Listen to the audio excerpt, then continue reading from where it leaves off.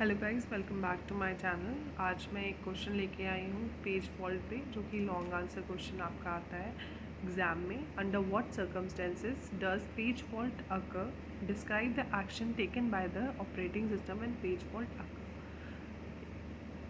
और when do page fault occur, describe the steps in handling a page fault. दोनों ही तरीके से आपके पेपर में ये क्वेश्चन पूछा जा सकता है। पेज फॉल्ट के बेसिस पे ये क्वेश्चन है। अब इसका आंसर आप किस तरीके से लिखेंगे। पहला इन्होंने पूछा है when do page fault occur, या under what circumstances does page fault occur. तो आप इसका आंसर लिखेंगे a page fault occurs in the operating system when the page accessed by the CPU is not found in the main memory if the required page is not loaded into the memory, then a page fault trap arises. To solve that, we fetch the required page from the secondary memory.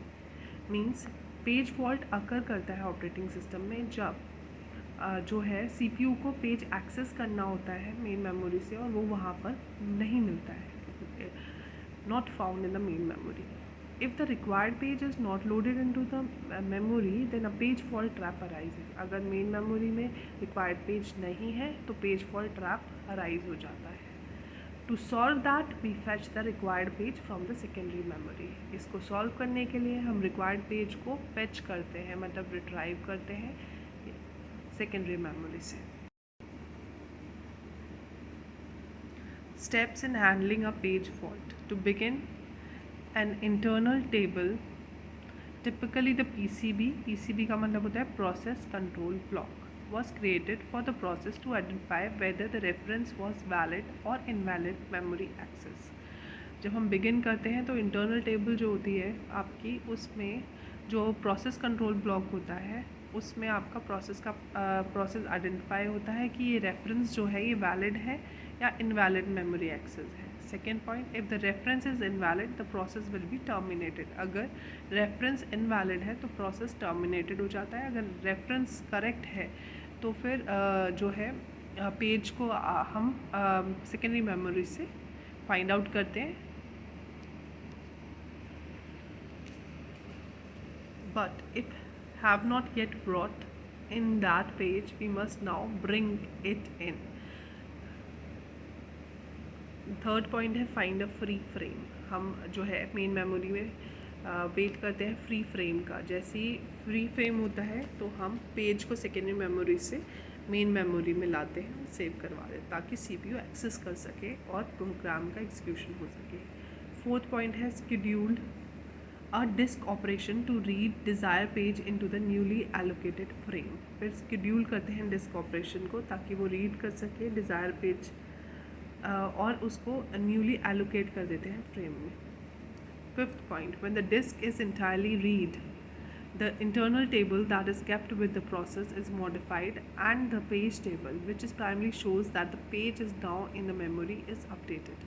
जब disc entirely read हो जाती है तो internal table होती है उसमें हम process को मॉडिफाई कर देते हैं और पेज टेबल को भी हम अपडेट कर देते हैं, जिसमें न्यूली जो सेकेंडरी मेमोरी से हम पेज जो है न्यू फ्रेम में हम अपडेट कर देते हैं. फिर six point, restart the instructions that was interrupted due to the trap. The page can now be accessed as if it had always been in the memory by the process. हम instruction को restart करते हैं और जो interrupted हुई थी instruction जो trap की वजह से, उसको हम रीस्टार्ट कर देते हैं इंस्ट्रक्शन को, और पेज जो है अब एक्सेस कर सकते हैं. CPU एक्सेस कर लेता है और वो इस तरह लगता है कि मेमोरी में वो पहले से ही सेव था. ये एक इंटरनल प्रोसेस होता है जो कि मतलब बहुत फास्ट टाइम में होता है. तो ये सिर्फ internal CPU main memory secondary memory में पेज फॉल्ट जब अकर होता है तो ये होता है, पर प्रोग्राम एक्सिक्यूशन पे इसका कोई असर नहीं होता क्योंकि ये बहुत फास्ट होता है. अगर ये क्वेश्चन आता है तो आप ये डायग्राम ज़रूर बनाना, ये बहुत इम्पॉर्टेंट है. जैसे आपको जैसे CPU है, इसमें ऑपरेटिंग सिस्टम है, पेज टेबल, फिज़िकल मेमोरी और सेकेंडरी मेमोरी. सेकेंडरी मेमोरी इधर है, ठीक है. तो इसमें स्टेप्स हैं कुछ जो कि मैंने अभी आपको, जैसे पेज फॉल्ट को हम हैंडल कैसे करते हैं तो उसमें जो स्टेप्स मेंशन है उसी तरीके से यहाँ पर स्टेप्स मेंशन है. ये जो डायग्राम है ये काफ़ी इजी है और आप इसे जो है ड्रॉ कर सकते हैं। जैसे ये CPU है, इसमें आपका जो है पेज है, ये लोड एम जो है मतलब पेज की रिक्वेस्ट है। जैसे वो पेज अगर मेन मेमोरी में नहीं है तो CPU लोड कर रहा है, लोड एम। फिर आपका रेफरेंस देख रहा है वो, ये पेज टेबल है। पेज टेबल में जितने भी पेजेस होते हैं उनके बारे में सारा का सारा जो है यहाँ पर डिटेल सेव होती है। तो ये रेफरेंस करेगा पेज टेबल में, चेक करेगा कि प्रोसेस है या नहीं है। फिर जो है यहाँ पर पेज फॉल्ट आ जाता है कि जो है पेज तो यहाँ अवेलेबल नहीं है, इनवैलिड है। तो ये जो ट्रैप है ये ऑपरेटिंग सिस्टम के पास जाएगा। ऑपरेटिंग सिस्टम में PCB होता है, प्रोसेस कंट्रोल ब्लॉक, उसमें वो उस प्रोग्राम के पेजेस के बारे में चेक करेगा। जब वो चेक करेगा तो page is on the banking store. इस ऑपरेटिंग सिस्टम में PCB बताएगा कि वो जो पेज है अभी सेकेंडरी मेमोरी में है, सेकेंडरी मेमोरी में है। तो ये जो है थर्ड पॉइंट है, ये banking store, pages in on banking store, ये सेकेंडरी मेमोरी में आ जाएगा। सेकेंडरी मेमोरी मैंने यहाँ लिखी, आप यहाँ पर भी लिख सकते हैं। ठीक है, ये यहाँ पर है। अब सेकेंडरी मेमोरी में है तो फिर आपका ये मेन मेमोरी में जाएगा, फिजिकल मेमोरी में। Bring it in missing page, जो CPU ने रिक्वेस्ट करी थी पेज और जो पेज नहीं मिला जिसकी वजह से पेज फॉल्ट हुआ है, वो जो है जब आपको पता है वो सेकेंडरी मेमोरी में है तो वो सेकेंडरी मेमोरी से ही आपका आ जाएगा। जब यहाँ फ्री फ्रेम होएगा तो उसमें आपका ये आ जाएगा। ठीक है, फिर जब ये फ्री फ्रेम में आपका सेकेंडरी मेमोरी से हम ये मिसिंग पेज यहाँ पर फ्री फ्रेम में जो है सेव कर देंगे, तो फिर ये फिफ्थ जो पॉइंट होगा वो reset page table, page table को रीसेट करेगा कि जो पेज मिसिंग था, जो CPU ने रिक्वेस्ट किया था, लोड किया था पेज और मिला नहीं था, तो वो सेकेंडरी मेमोरी में और फ्री फ्रेम में अब सेकेंडरी मेमोरी से फिज़िकल मेमोरी में आ चुका है। तो रीसेट करेंगे पेज टेबल ये है आपकी। तो आप रीसेट करोगे कि ये जो आपका प्रोग्राम है ये आपका फिज़िकल मेमोरी, मेन मेमोरी में फ्री फ्रेम के अंदर आ चुका है। CPU अब रिक्वेस्ट करेगा, रीस्टार्ट करके रिक्वेस्ट करेगा तो आराम से एक्सेस कर सकता है वो पेज। ठीक है, ये पेज टेबल रीसेट करिएगा पेज टेबल और फिर रीस्टार्ट हो जाएगी इंस्ट्रक्शंस। जो ट्रैप की वजह से इंस्ट्रक्शन रुक गई थी, जब वो सेकेंडरी मेमोरी से पेज आ जाता है आपका मेन मेमोरी में फ्री फ्रेम के अंदर, तो पेज टेबल जो होती है अपडेट हो जाती है और जो आपका इंस्ट्रक्शन होती है वो रीस्टार्ट हो जाती है, जिससे प्रोग्राम एग्जीक्यूट हो जाता है। ठीक है, ये डायग्राम बहुत इंपॉर्टेंट है। अगर ये क्वेश्चन 15 मार्क्स में आता है तो पहले आप बताएंगे पेज फॉल्ट क्या होता है, फिर आप उसके स्टेप्स बताएंगे, फिर आप इसका ये पूरा डायग्राम बनाएंगे। कुछ नहीं है, यहाँ CPU है, page table, operating system, secondary memory, physical memory. ठीक है, यहाँ से CPU ने ये पेज की रिक्वेस्ट करी है, लोड किया है, पेज जो है नहीं मिला है मेन मेमोरी में, तो ये जो आपका पेज टेबल पे जाता है, देखता है ये वैलिड है या इनवैलिड है, उसको देखेगा। फिर उसके बाद ये आपका ऑपरेटिंग सिस्टम में जाएगा, PCB प्रोसेस कंट्रोल ब्लॉक में चेक करेगा, PCB चेक करेगा और उसको पता चलेगा ये सेकेंडरी मेमोरी में पेज है। सेकेंडरी मेमोरी से ये आपका मेन मेमोरी में आ जाता है फ्री फ्रेम के अंदर।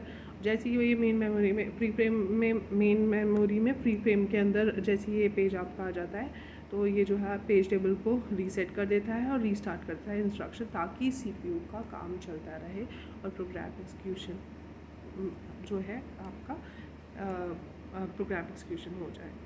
ओके, आई होप आपको ये समझ आ गया हो।